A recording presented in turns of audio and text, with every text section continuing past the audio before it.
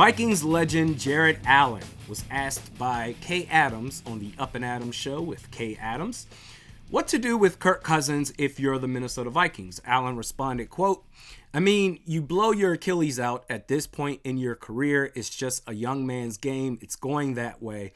I don't know that you can invest that much more money that it would take to keep him." And I would say the first part of his statement is fair. If you're Kirk Cousins, next year you're going to be 36 years old, coming off an Achilles tear. Not great.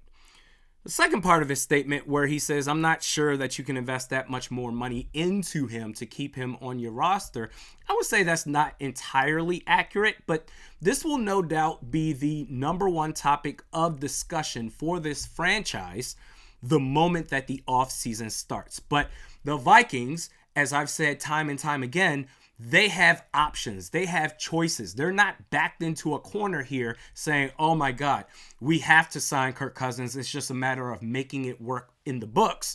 You don't have to do it if you don't want to. The Vikings, they're 6-6. They're headed into their bye week. They have 5 games remaining the rest of the regular season. You make it to the playoffs, then you have at least 6 games left before your offseason starts. Which is why it's crucial. We know Josh Dobbs is not the guy the rest of the way. It's crucial that Jaren Hall is your starting quarterback the rest of this year. Because 5 to 6 games is a large enough sample size to say, okay, going into this offseason, we can work with that or we can't. Not to say that Hall is the franchise quarterback of the future, but if we want to draft a quarterback in the first round, they can battle it out. If you have the mindset, this is kind of sidebar here.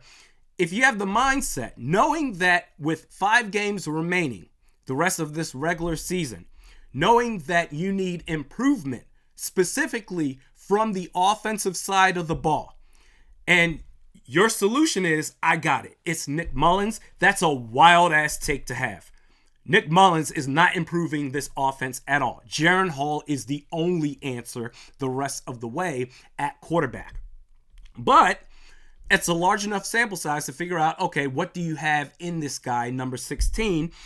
CBSSports.com released a mock draft today, about an hour or so before the recording of this podcast, of this video.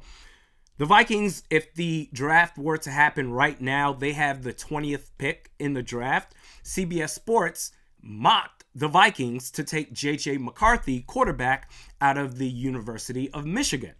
So let's say if Jaren Hall performs well the rest of this year, and you go out and draft J.J. McCarthy in next year's draft, then next year, 2024, you could have a battle between Jaren Hall and J.J. McCarthy.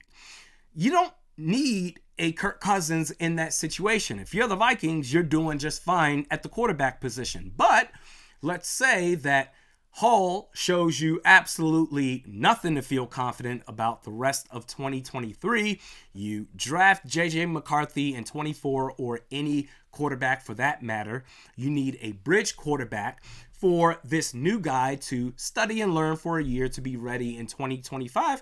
In that scenario, Kirk Cousins would make sense. And the reason why I would disagree with the second part of Jared Allen's statement is because of the first part of his statement.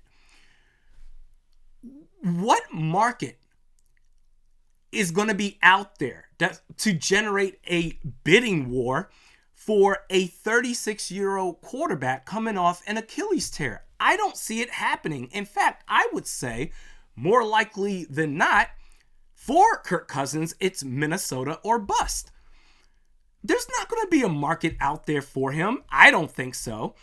And money-wise, you could bring back Kirk Cousins on a $15 to $20 million fully guaranteed deal, and instead of suffering a $28.5 million dead cap hit in 2024 for Kirk to not be on the roster with this suggested $15 to $20 million deal, you're looking at about $25.25 to $30.25 million in cap hit for Kirk to be on your team as a bridge quarterback for a year. It has to be a short-term deal. And in 2025, you're ready to move on to the new guy. And instead of taking on a $28.5 million dead cap hit, you shave a little bit more than $10 million off of that, down to $18.25 million in dead cap for Kirk Cousins to not be on the roster in 2025. But again, the Vikings, they have options.